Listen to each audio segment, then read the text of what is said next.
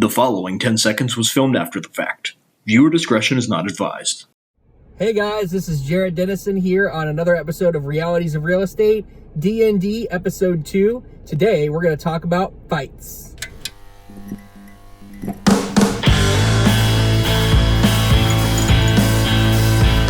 So before I do this, I do want you to know that this would take a lot longer than what we're gonna show right now, and I'm gonna be making up stuff that wouldn't have normally happened in the game, but I want to give you the general idea of how combat in D&D works. So in this example, we've already got the DM who has basically put up the different characters that are in not only the fight, but that are there.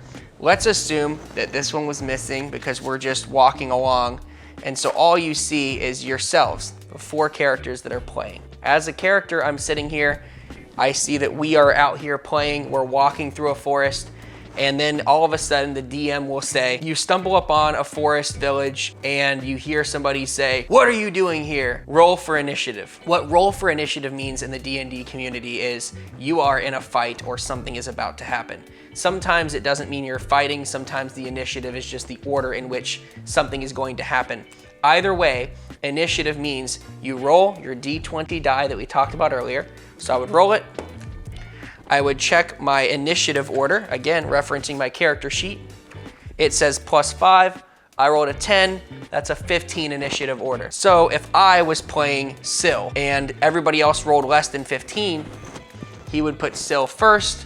Then let's say Valcor rolled a 12, Mercury rolled an 8, and Zion rolled really bad and rolled a 2. Behind the DM screen, the DM would also roll for the enemies that he knows are appearing right off the bat. There might be more enemies he's not telling you about, but to start off, he rolls his initiative order for the enemy that he knows is gonna be here. So as you can see on the board, we've got the 4 characters that walked in, and then there are 4 enemies. So he would roll for these blue guys, we're gonna call them bandits. We're gonna assume that he rolls all the bandits with 1 initiative. A DM can choose to roll for everybody individually, or they might group the enemies and say, okay, all the bandits are going on this initiative. In this case, I rolled a 6. I would reference the bandits initiative, which is a +3, and he would say that was a 9. So in that example, I said Mercury rolled an 8. Boom, the bandit is now going to go between Valcor and Mercury for all the bandits. And then we have what's called a nimble right out here. He would roll for them. And again, let's just say they rolled really bad and rolled what's called a nat 1, which is the lowest you can do. A natural 1 in the D&D community is pretty much regarded as an automatic fail, and a nat 20 is regarded as an automatic guarantee you get all the information you need out of that roll. So we're gonna say the nimble right rolled a nat 1, and now we have our initiative order set. That is gonna determine how these characters are gonna move on the sheet. We have a pretty fancy map here. We'll get into maps a little later.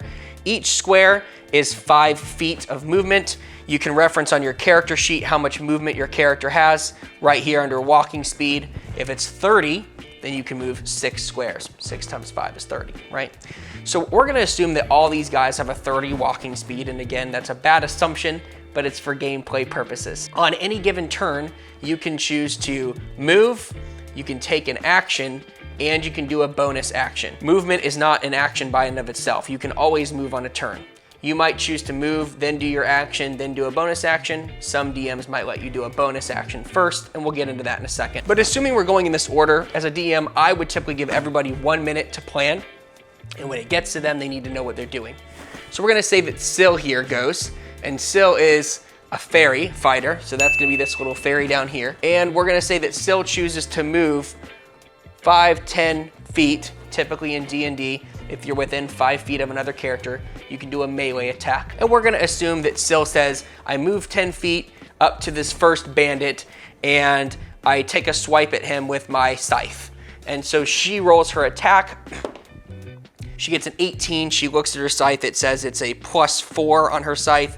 That's a 22 to hit. They would compare that attack roll to the bandit's stat of what is their AC, meaning their armor class.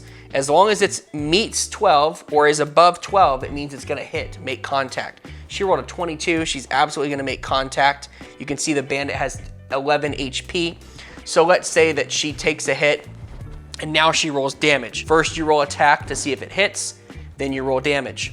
Her damage in this case says it's a D6 +3. So we roll a D6, roll it in the tray.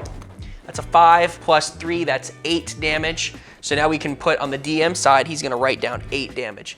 Easier to add up than to subtract. He now knows that Bandit 1 has 8 damage out of 11, and he might say something like, that bandit takes a huge hit from the scythe to his left arm, it cuts through and he's bleeding everywhere, he's in really bad pain, and he yells at you as your scythe enters his shoulder, or something like that. Then Erica might say, again playing still, might say, okay, can I take a bonus action? Sure, bonus spell, she can use that, or a DM might say, you can use a bonus action to take a potion. Let's assume that Syl had a very long journey before this, and she ended up taking a potion now because her health is low.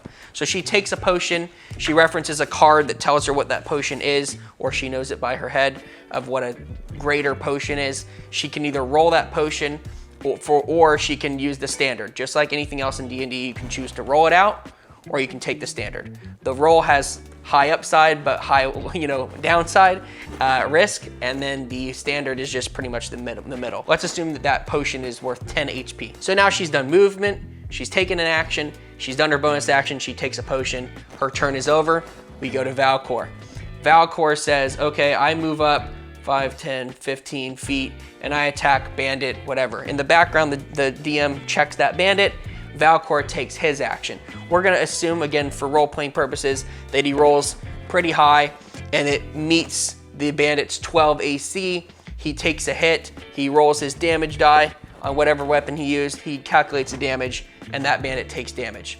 Then we'll assume that this Leonin here has spell casting abilities. Maybe he is a druid Leonin or something like that. So he says, you know what, I'm gonna move up 5, 10 feet with partial cover behind this building, and I want to attack that nimble right there with a spell. So in the background on here, all we're doing is saying, okay, well, what spell are you casting? And let's say he says, I'm casting Eldritch Blast, and his Eldritch Blast has a hit to attack. And let's say that his spell attack says it's a plus 5 fault bonus. He would still roll.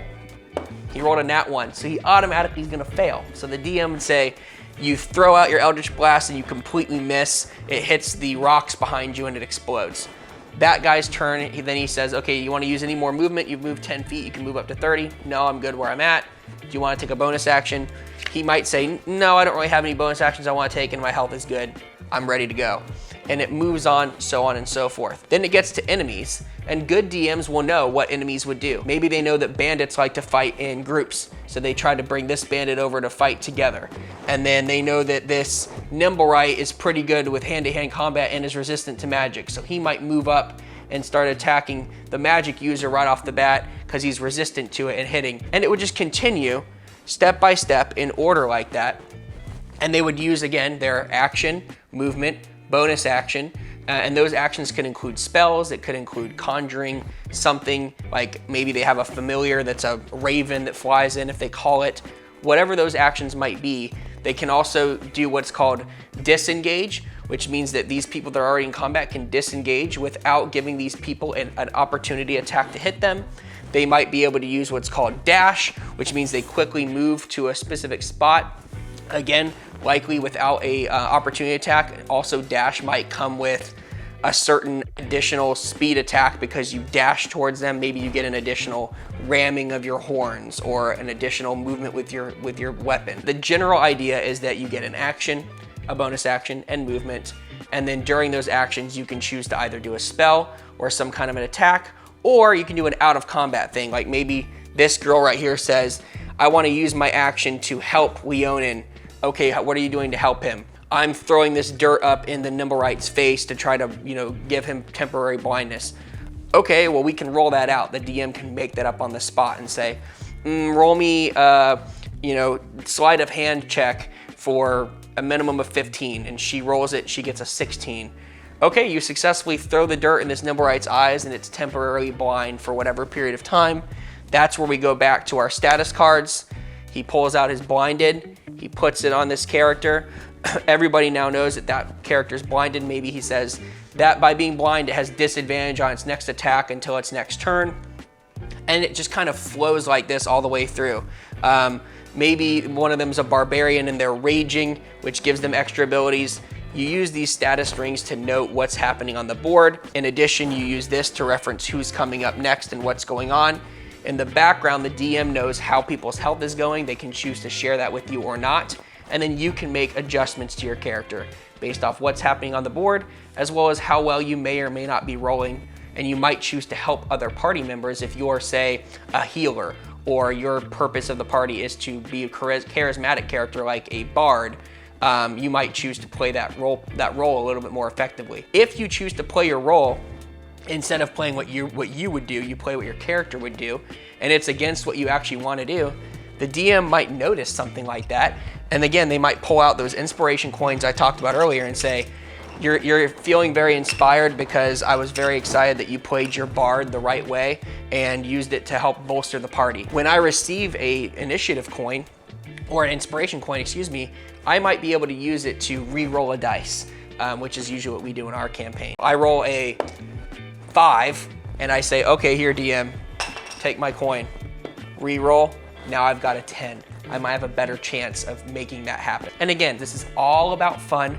It's all about enjoyment, and the DM should take that into account. But at the same time, there have to be certain rules and regulations that you follow so that everybody has a general understanding of how the game works so that it doesn't feel unfair. When you're referencing your spells as a character, you can buy these cards. They're about $10 to $15 for a pack. Right now you can see a lot of green. I bought a druid pack for this person, so they have a lot of druid spells. And that way they don't have to memorize that this action is a 60-foot range and lasts for a minute, and here's all the things it does and the damage. They can just reference their sports card collection and they know exactly what their person has. But if you needed to be a little bit less expensive, you could always Google it, or you could have it on your D&D Beyond app. Same thing with maps. Here I have a very cool map book. I can basically choose to either use the maps, or if I was maybe on a budget, I could draw the maps by hand with a ruler and do 1 inch by 1 inch squares. I might choose to buy construction paper for the background, or I might even choose to just use cardboard cutouts, which you can buy online, like Dungeon Craft is a version, and you can cut out cardboard and place it and make the map look how you want to. In this particular case, this map has all sorts of open concept maps inside of it that you can use. And then I also have all sorts of other ones. I can use half a map, a full map, I can connect them, etc. And then I use these really cool peel and stick stuff for my maps. So it stays on there, but I can customize any of them the way I want to. Again, everything in D&D is completely customizable. You can choose to go super cheap and use what we call theater of the mind, where you might not even have a map and you just tell them what's happening verbally with words.